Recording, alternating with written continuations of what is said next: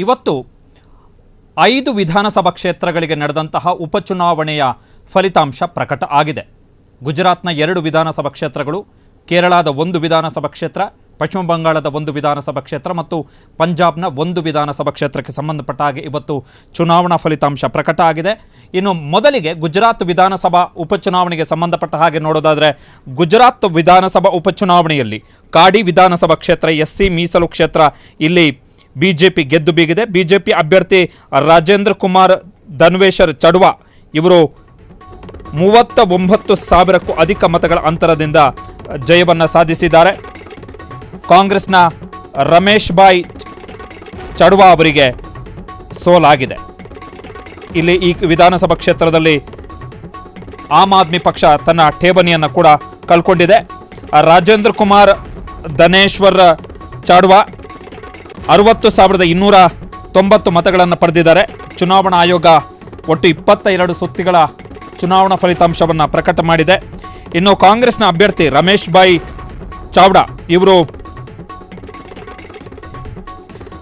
ರಾಜೇಂದ್ರ ಕುಮಾರ್ ಧನ್ವೇಶರ್ ಚಾವ್ಡಾ ಇವರು 99,742 ಮತಗಳನ್ನು ಪಡೆದರು. ಆ ಮುಖಾಂತರ ಪ್ರಚಂಡ ಮತಗಳ ಅಂತರದಿಂದ 39,452 ಮತಗಳ ಅಂತರದಿಂದ ಗೆದ್ದಿದ್ದಾರೆ.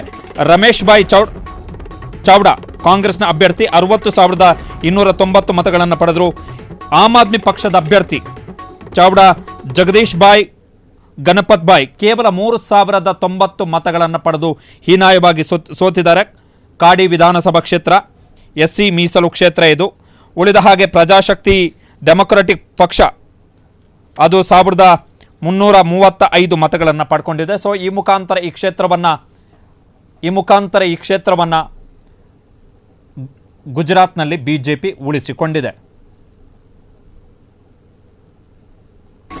ಇನ್ನು ವೆರಿ ಇಂಪಾರ್ಟೆಂಟ್ ವಿಧಾನಸಭಾ ಉಪಚುನಾವಣೆ ಆಮ್ ಆದ್ಮಿ ಪಕ್ಷಕ್ಕೆ ಗೆಲುವಾಗಿದೆ. ಈ ಉಪಚುನಾವಣೆಯಲ್ಲಿ ಗುಜರಾತ್ನ ವಿಸವದರ್ ವಿಧಾನಸಭಾ ಕ್ಷೇತ್ರಕ್ಕೆ ನಡೆದಂಥ ಉಪಚುನಾವಣೆ ವೆರಿ ಇಂಪಾರ್ಟೆಂಟ್ ಉಪಚುನಾವಣೆ. ಕಾರಣ ಏನು ಅಂತ ಹೇಳಿದ್ರೆ, 2022ರ ನವೆಂಬರ್ನಲ್ಲಿ ಗುಜರಾತ್ನಲ್ಲಿ ವಿಧಾನಸಭಾ ಚುನಾವಣೆ ನಡೆದಂಥ ಜನರಲ್ ಎಲೆಕ್ಷನ್ ನಡೆದಂತಹ ಸಂದರ್ಭದಲ್ಲಿ ಈ ಕ್ಷೇತ್ರದಲ್ಲಿ ಆಮ್ ಆದ್ಮಿ ಪಕ್ಷ ಗೆದ್ದಿತ್ತು. ಆದರೆ ಆಮ್ ಆದ್ಮಿ ಪಕ್ಷದ ಅಭ್ಯರ್ಥಿ ಗೆದ್ದಂತಹ ಶಾಸಕರು ಭೂಪೇಂದ್ರ ಭಯಾನಿ ಅವರು ತಮ್ಮ ಸ್ಥಾನಕ್ಕೆ ರಾಜೀನಾಮೆ ಕೊಟ್ಟು 2023 ಅಂದರೆ ಗುಜರಾತ್ ವಿಧಾನಸಭೆಯ ಫಲಿತಾಂಶ ಬಂದ 1 ವರ್ಷದ ಬಳಿಕ 2023ರ ಡಿಸೆಂಬರ್ನಲ್ಲಿ ಆಮ್ ಆದ್ಮಿ ಪಕ್ಷದ ಶಾಸಕ ಭಯಾನಿ ಅವರು ಶಾಸಕ ಸ್ಥಾನಕ್ಕೆ ರಾಜೀನಾಮೆ ಕೊಡ್ತಾರೆ. 2024ರ ಫೆಬ್ರವರಿಯಲ್ಲಿ ಗುಜರಾತ್ನಲ್ಲಿ ಲೋಕಸಭಾ ಚುನಾವಣೆಯ ಸಂದರ್ಭದಲ್ಲಿ ಬಿಜೆಪಿಗೆ ಸೇರ್ಪಡೆ ಆಗ್ತಾರೆ. 2023ರ ಡಿಸೆಂಬರ್ನಲ್ಲಿ ಶಾಸಕ ಸ್ಥಾನಕ್ಕೆ ರಾಜೀನಾಮೆ ಕೊಟ್ಟಿದ್ದು ಭಯಾನಿ. ನಿಯಮಗಳ ಪ್ರಕಾರ ಖಾಲಿ ಉಳಿದಂತಹ ಕ್ಷೇತ್ರಕ್ಕೆ 6 ತಿಂಗಳ ಒಳಗಾಗಿ ಚುನಾವಣಾ ಆಯೋಗ ಉಪಚುನಾವಣೆಯನ್ನು ನಡೆಸಬೇಕು. ಆದರೆ ಭಾರತದ ಮಹಾನ್ ಚುನಾವಣಾ ಆಯೋಗದವರು 1.5 ವರ್ಷ ಟೈಮ್ ತಗೊಂಡ್ರು. 1.5 ವರ್ಷ ಟೈಮ್ ತಗೊಂಡ್ರು. ಈಗ ಉಪಚುನಾವಣೆಯನ್ನು ಮಾಡಿದ್ರು. ಈ ಉಪಚುನಾವಣೆಯಲ್ಲಿ ವಿಸವದರ್ ವಿಧಾನಸಭಾ ಕ್ಷೇತ್ರವನ್ನು ಆಮ್ ಆದ್ಮಿ ಪಕ್ಷ ಉಳಿಸಿಕೊಂಡಿದೆ. ಆಪರೇಷನ್ ಕಮಲದ ಮುಖಾಂತರ ಆಮ್ ಆದ್ಮಿ ಪಾರ್ಟಿಗೆ ಶಾಕ್ ಕೊಡಕ್ಕೆ ಹೋದಂತಹ ಬಿಜೆಪಿಗೆ ವಿಸವದರ್ ವಿಧಾನಸಭಾ ಕ್ಷೇತ್ರದಲ್ಲಿ ಹೀನಾಯ ಸೋಲು. ಆಮ್ ಆದ್ಮಿ ಪಕ್ಷದ ಗುಜರಾತ್ನ ಸಂಯೋಜಕ ಇಟಾಲಿಯ ಗೋಪಾಲ್ ಇವರು 2022ರ ಚುನಾವಣೆಯಲ್ಲಿ ಗುಜರಾತ್ನಲ್ಲಿ ಆಮ್ ಆದ್ಮಿ ಪಕ್ಷವನ್ನು ಮುನ್ನಡೆಸಿದಂಥವರು. ಇವರು 17,554 ಮತಗಳ ಅಂತರದಿಂದ ಇಲ್ಲಿ ಗೆಲುವನ್ನು ಸಾಧಿಸಿದ್ದಾರೆ. ಆ ಮುಖಾಂತರ ಆಮ್ ಆದ್ಮಿ ಪಕ್ಷ ಈ ಕ್ಷೇತ್ರವನ್ನು ರಿಟೈನ್ ಉಳಿಸಿಕೊಂಡಿದೆ.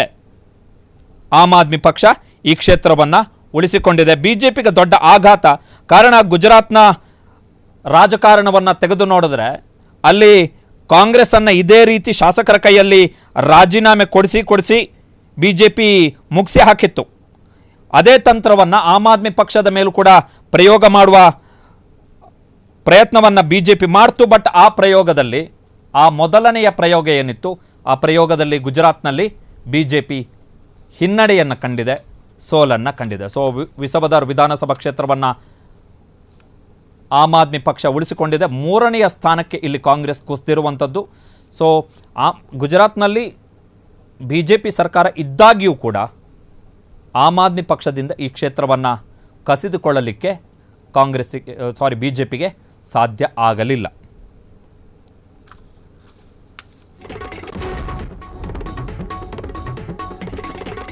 ಇನ್ನು ಕೇರಳದಲ್ಲಿ ಒಂದು ಕ್ಷೇತ್ರಕ್ಕೆ ಉಪಚುನಾವಣೆ ನಡೆಯಿತು. ಇದು ಕೂಡ ರಾಜೀನಾಮೆಯ ಕಾರಣಕ್ಕೋಸ್ಕರ ನಡೆದಂಥ ಉಪಚುನಾವಣೆ. ತೀರಾ ವಿಚಿತ್ರ ಅಂತ ಅನಿಸಿದಂಥ ಉಪಚುನಾವಣೆ. ಎಡಪಕ್ಷ ಮತ್ತು TMCಗೆ ಸೋಲಾಗಿದೆ, ಕಾಂಗ್ರೆಸ್ಗೆ ಜಯ ಸಿಕ್ಕಿದೆ. ಮಮತಾ ಬ್ಯಾನರ್ಜಿ ಅವರನ್ನು ನಂಬಿ ಉಪಚುನಾವಣೆಯಲ್ಲಿ ಪಕ್ಷವನ್ನು ತ್ಯಜಿಸಿ ಉಪಚುನಾವಣೆಯಲ್ಲಿ ಕಣಕ್ಕಿಳಿದಿದ್ದಂತಹ PV ಅನ್ವರ್ ಅವರಿಗೆ ಹೀನಾಯ ಸೋಲಾಗಿದೆ. ಕೇರಳದ ನಿಲಂಬರ್ ವಿಧಾನಸಭಾ ಕ್ಷೇತ್ರದ ಉಪಚುನಾವಣೆ ಕಾಂಗ್ರೆಸ್ನ ಅರಿಣನ್ ಸೌಖತ್ಗೆ 11,077 ಮತಗಳ ಅಂತರದಿಂದ ಗೆಲುವು ಸಿಕ್ಕಿದೆ. ಮುಂದಿನ ವರ್ಷ ಏಪ್ರಿಲ್ ಮೇ ಅಷ್ಟೊತ್ತಿಗೆ ಕೇರಳ ಒಳಗೊಂಡಂತೆ ಕೇರಳ, ತಮಿಳುನಾಡು, ಪಶ್ಚಿಮ ಬಂಗಾಳದಲ್ಲಿ ವಿಧಾನಸಭಾ ಚುನಾವಣೆ ಇದೆ. ಸೊ ಆ ಚುನಾವಣೆಗೂ ಮೊದಲು ಈ ಬೆಳವಣಿಗೆ ನಡೆದಿರುವಂಥದ್ದು. ಏನಕ್ಕೆ ಈ ಉಪಚುನಾವಣೆ ಆಯಿತು ಅಂತ ಹೇಳಿದ್ರೆ, PV ಅನ್ವರ್ ನೀವೇನು ಸ್ಕ್ರೀನಲ್ಲಿ ನೋಡ್ತಾ ಇದ್ದೀರಿ, 3ನೇ ಸ್ಥಾನದಲ್ಲಿದ್ದಾರೆ, ಲಾಸ್ಟ್. ಅವರು CPIMನ ಶಾಸಕ, LDFನ ಶಾಸಕ. ಸದ್ಯಕ್ಕೆ ಕೇರಳದಲ್ಲಿ LDF ಸರ್ಕಾರ ಇದೆ.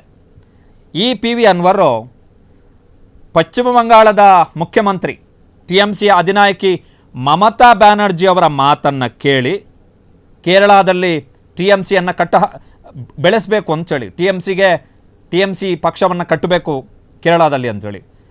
ಪಶ್ಚಿಮ ಬಂಗಾಳದಲ್ಲಿ CPIM ಮತ್ತು TMC ಎರಡು ಕೂಡ ಆರ್ಚ್ ರೈವಲ್ಸ್, ಅಂದರೆ ಬದ್ಧವೈರಿಗಳು.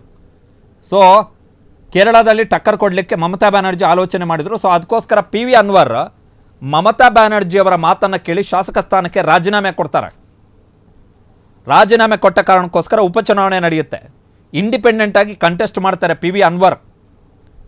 ಈ ಕ್ಷೇತ್ರದಲ್ಲಿ ಈಗ ಕಾಂಗ್ರೆಸ್ ಗೆದ್ದಿದೆ. ಅಂದರೆ ಕಾಂಗ್ರೆಸ್ಗೆ ಈ ಕ್ಷೇತ್ರ ಪ್ಲಸ್ ಆಗಿರುವಂಥದ್ದು. 11,077 ಮತಗಳ ಅಂತರದಿಂದ ಕಾಂಗ್ರೆಸ್ ಗೆದ್ದಿದೆ. ಈ ಕ್ಷೇತ್ರವನ್ನು CPIM, ಆಡಳಿತಾರೂಢ CPIM ಈ ಕ್ಷೇತ್ರವನ್ನು ಉಳಿಸಿಕೊಳ್ಳಿಕ್ಕಾಗಲಿಲ್ಲ, 2ನೇ ಸ್ಥಾನಕ್ಕೆ ಕುಸಿದಿದೆ. CPIM ಪಕ್ಷದಲ್ಲಿ ಶಾಸಕರಾಗಿದ್ದಂತಹ PV ಅನ್ವರ್ ರಾಜೀನಾಮೆ ಕೊಟ್ಟ ಬಳಿಕ ತಾವು ಕಂಟೆಸ್ಟ್ ಮಾಡಿದಂಥ ಉಪಚುನಾವಣೆಯಲ್ಲಿ 3ನೇ ಸ್ಥಾನಕ್ಕೆ ಕುಸಿದಿದ್ದಾರೆ.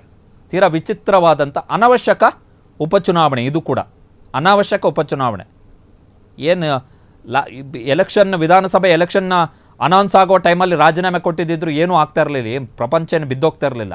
ಆದರೆ ಇದೇ ನನ್ನ ಹತ್ರ ಶಕ್ತಿ ಇದೆ ಅಂಥೇಳಿ ತೋರಿಸ್ಕೊಳಕ್ಕೆ ಹೋದರು PV ಅನ್ವರು. ಜನ ಅವ್ರ ಶಕ್ತಿ ಏನು ಅಂತೇಳಿ ತೋರಿಸ್ಬಿಟ್ರು. CPIM ಸೋಲ್ತು, PV ಅನ್ವರು ಸೋತರು. ಕಾಂಗ್ರೆಸ್ಸಿಗೆ ಒಂದು ಕ್ಷೇತ್ರ ಪ್ಲಸ್ ಆಯಿತು.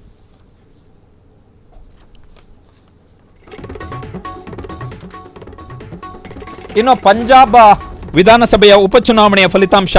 ಇಲ್ಲಿ ಆಮ್ ಆದ್ಮಿ ಪಕ್ಷ, ಆಡಳಿತಾರೂಢ ಆಮ್ ಆದ್ಮಿ ಪಕ್ಷ ಗೆದ್ದುಕೊಂಡಿದೆ. ಅಂದರೆ ಈ ಕ್ಷೇತ್ರವನ್ನು ಆಮ್ ಆದ್ಮಿ ಪಕ್ಷ ಉಳಿಸಿಕೊಂಡಿದೆ.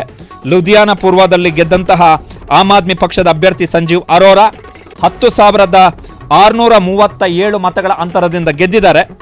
ಕಾಂಗ್ರೆಸ್ನ ಭರತ್ ಭೂಷಣ್ ಅಶುಗೆ ಈ ಕ್ಷೇತ್ರದಲ್ಲಿ ಸೋಲಾಗಿದೆ.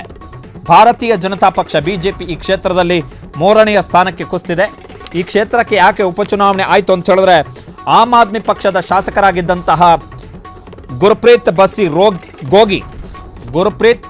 ಬಸ್ಸಿ ಗೋಗಿ ಅವರು ನಿಧನರಾದ ಕಾರಣಕ್ಕೋಸ್ಕರ ಲುಧಿಯಾನ ಪೂರ್ವ ವಿಧಾನಸಭಾ ಕ್ಷೇತ್ರಕ್ಕೆ ಉಪಚುನಾವಣೆ ನಡೀಬೇಕಾಯಿತು. ಸೊ ಆ ಉಪಚುನಾವಣೆಯ ಫಲಿತಾಂಶದಲ್ಲಿ ಆಮ್ ಆದ್ಮಿ ಪಕ್ಷ ತನ್ನ ಕ್ಷೇತ್ರವನ್ನು ಉಳಿಸಿಕೊಂಡಿದೆ. ಕಾಂಗ್ರೆಸ್ 2ನೇ ಸ್ಥಾನಕ್ಕೆ ತೃಪ್ತಿಪಟ್ಟಿದೆ. BJP 3ನೇ ಸ್ಥಾನದಲ್ಲೇ ಉಳಿದುಕೊಂಡಿದೆ. ಸೊ ಇದು ವೆರಿ ಇಂಪಾರ್ಟೆಂಟ್ ಇನ್ನೊಂದು ಎಲೆಕ್ಷನ್ನು. ಎಲ್ಲವೂ ಕೂಡ ಒಂಥರ ಸರ್ಕಾರದ ಬಗ್ಗೆ ಜನಾಭಿಪ್ರಾಯ ಏನಿರುತ್ತೆ ಅನ್ನುವಂಥದ್ರ ಸೆಂಟಿಮೆಂಟು. ಶಿರೋಮಣಿ ಅಕಾಲಿ ದಳದವರು ಕೂಡ ಇಂಡಿಪೆಂಡೆಂಟ್ ಆಗಿ ಅಲ್ಲಿ ಕಂಟೆಸ್ಟ್ ಮಾಡಿದರು. ಇನ್ನು ಕೊನೆಯದಾಗಿ 5ನೇ ವಿಧಾನಸಭಾ ಕ್ಷೇತ್ರ ನಾವು ಹೇಳೋದಾದರೆ ಪಶ್ಚಿಮ ಬಂಗಾಳದ ವಿಧಾನಸಭಾ ಕ್ಷೇತ್ರ. ಪಶ್ಚಿಮ ಬಂಗಾಳದಲ್ಲಿ ನಡೆದಂತಹ ವಿಧಾನಸಭಾ ಚುನಾವಣೆಯಲ್ಲಿ TMCಗೆ ಗೆಲುವು ಸಿಕ್ಕಿದೆ.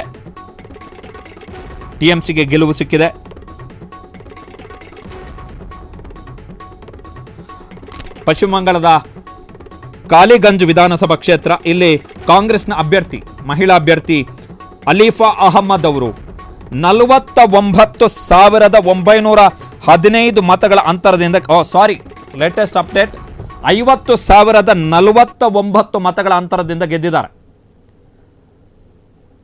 59,049 ಮತಗಳ ಅಂತರದಿಂದ ಗೆದ್ದಿದ್ದಾರೆ.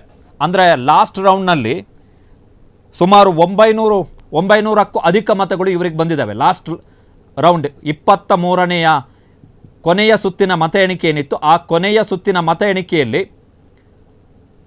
ಅಲಿಫ್ ಅಹಮದ್ ಅವರಿಗೆ 900ಕ್ಕೂ ಅಧಿಕ ಮತಗಳು ಬಂದವು. ಆ ಮುಖಾಂತರ ಸುಮಾರು 50,049 ಮತಗಳ ಅಂತರದಿಂದ ಪ್ರಚಂಡ ಗೆಲುವು, ಅರ್ಧ ಲಕ್ಷಕ್ಕಿಂತ ಅಧಿಕ ಮತಗಳ ಅಂತರದಿಂದ ಗೆಲುವನ್ನು ಸಾಧಿಸಿದ್ದಾರೆ. ಈ ಮುಖಾಂತರ ಕಾಲಿಗಂಜ್ ವಿಧಾನಸಭಾ ಕ್ಷೇತ್ರವನ್ನು ತೃಣಮೂಲ ಕಾಂಗ್ರೆಸ್ ಉಳಿಸಿಕೊಂಡಿದೆ. ಈ ಕ್ಷೇತ್ರಕ್ಕೆ ಯಾಕೆ ಉಪಚುನಾವಣೆ ನಡೆಯಿತು ಅಂತ ಹೇಳಿದ್ರೆ, TMCಯ ಶಾಸಕರಾಗಿದ್ದಂತಹ ನಾಸರುದ್ದೀನ್ ಅಹಮದ್ ನಿಧನ ಆಗಿದ್ರು.